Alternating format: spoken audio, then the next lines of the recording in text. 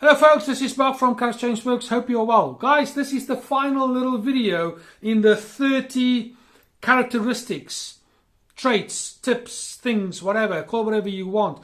These little indicators of what the Narc will do to try and keep you under the thumb. Damn, I recall those feelings very well. Especially now that I'm away from it all. Man, what a horrible place it is. You can't breathe when you're under the thumb, by the way. Because your oxygen gets cut off. Hence the Narc agenda. Any case, enough of that. A couple more things just for you to enlarge your knowledge base as far as what the Narc's all about. Here we go. Just 3 or 4 here. 4 maybe. The Narc has got incredibly shallow emotions and interests. They can't help it. I remember very well, and the Narc is in my life, who's hopefully a history very soon, only expressed anger, disappointment, those kind of negative emotions and feelings, or pan face, nothing. Happiness and gladness and joy and peace and those kind of things are words in the dictionary as far as the Narc is concerned. So the negative ones I found were very deep and very accessible. The sort of the mediocre pan face ones I found to be everyday. But the joyous, pleasant, happy ones, no, they don't exist. I can remember vividly, and I challenge you to observe some Narcs. Well, I can't talk about every Narc. Let me be more specific. The Narc in my life, which is hopefully going to get out of it quickly, she never would hug. Never. She wouldn't give you a cuddle or nothing. She, as my mum says, a fish has got more heat than her. In fact, I'd agree. So here we go. When you love someone, you just go and hug them, don't you? For these tactile folks like myself.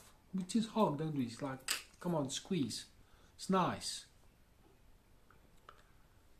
But when you notice someone who's tactile and not necessarily in love with someone, but when your children and you just hug. It's just one of those things. But I noticed that when she wanted to hug, she used to arms out and come here and come on. What a load of blinking theaterism. Again, it was this whole thing about, look at me, how loving and caring and kind I am. Fake. But yeah, there it is. And the reason is, for my Narc at least, she's got no positive feelings. There's no positive emotions. A lot of negative ones, absolutely.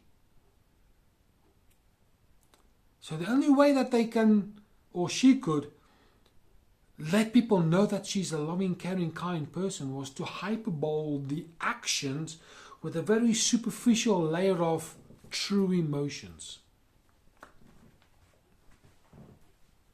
I said to someone the other day, you can't take medicine with arsenic because the arsenic will always win. And when you're trying to hyperbole positive attitudes, positive feelings, positive but your core is arsenic, people will get the arsenic and not the medication.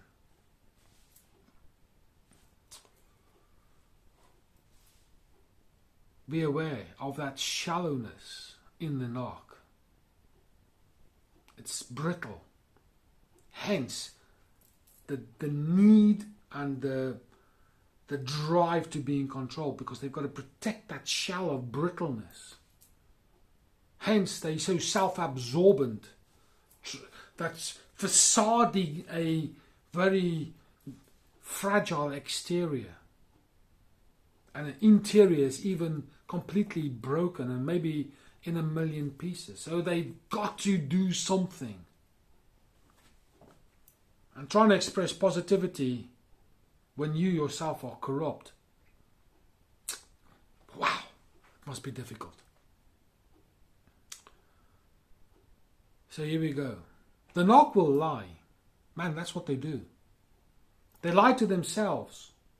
They can't help that. They're not even aware that they are a bunch of liars. But they will tell you a bunch of lies, understanding that they are telling you the truth. But by goodness, when you say something now and you say something slightly different in 10 years' time, they will remind you. And then they will label you. And then they will accuse you. And they will make you feel guilty. And then they will tell everybody about that lie.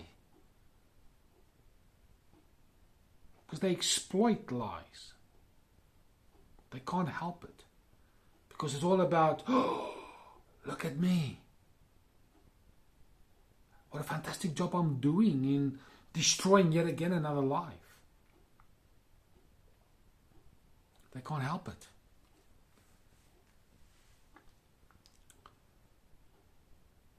Here's another one. Unless you do as I say, I'm going to do this. You better do this, or else. This blackmail agenda. Man, it's typical Narc. And as soon as you try and say, ooh, hang on a second, what about you? And then out comes all your flaws. And then when you point it out, you get anger, hatred. You'll be gaslit, smear campaigns, all these other things that are up and down this playlist. And of course, YouTube's full of it. Just be aware that blackmailing and threats is one of the key tools that the Narc will use to keep you under the thumb. So when you feel blackmailed or threatened by simply being you, you know.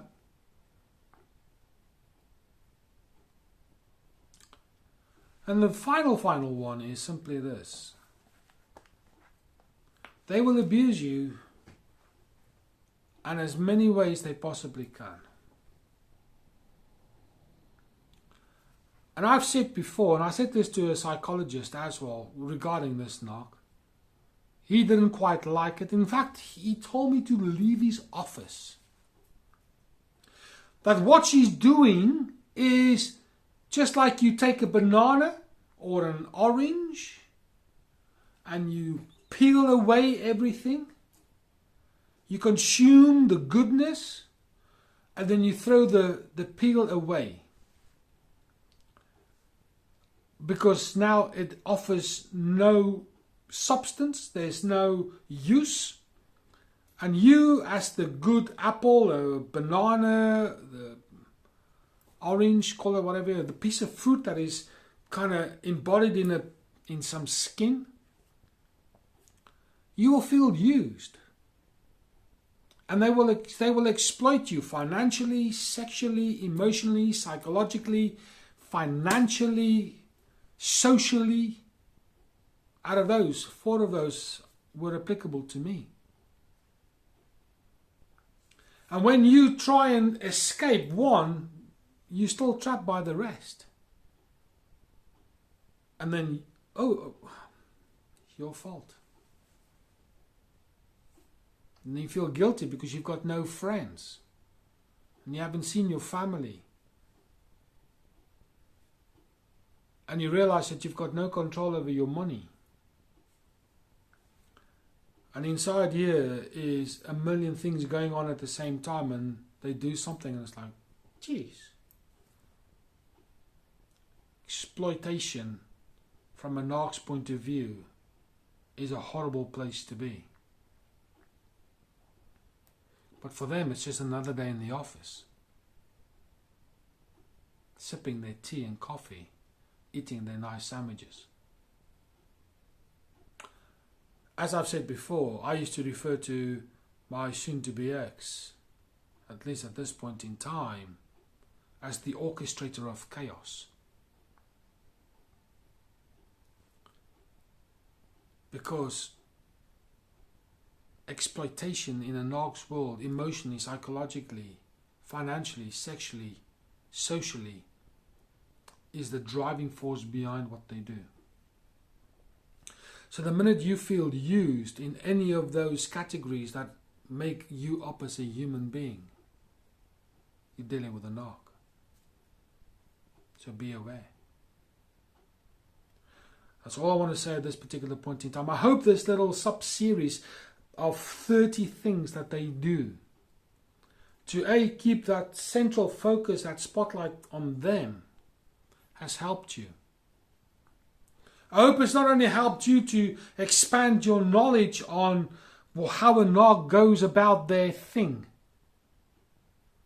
but that you also, because of the expansion of knowledge that you've experienced in this little playlist, will also help others to give them the information so that they don't feel exploited in the same way as these 30 things are concerned. The Narc's a dangerous animal. They should be on the extinction list, but they're not. They roam among us. The sad thing is there are that many of them. It's a never-ending story.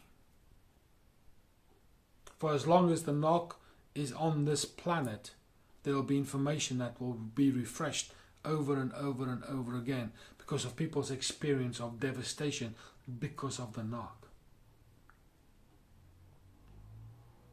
I'm sure that there are loads more in terms of how they go about their business to control you as the prey. And for them to remain in that dominant position, control, manipulation, exploitation,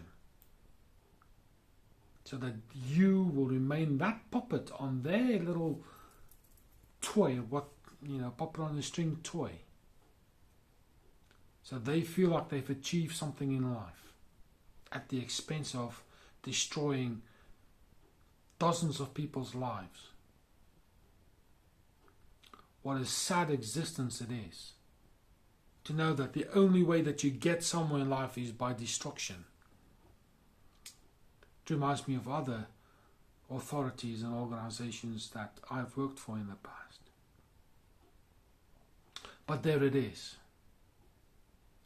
Again, I'm going to encourage you to do all the YouTube admin. Share, subscribe, comment, hit the bell, pick all. For now, this is Mark from Kharischangeworks. I'll speak to you soon.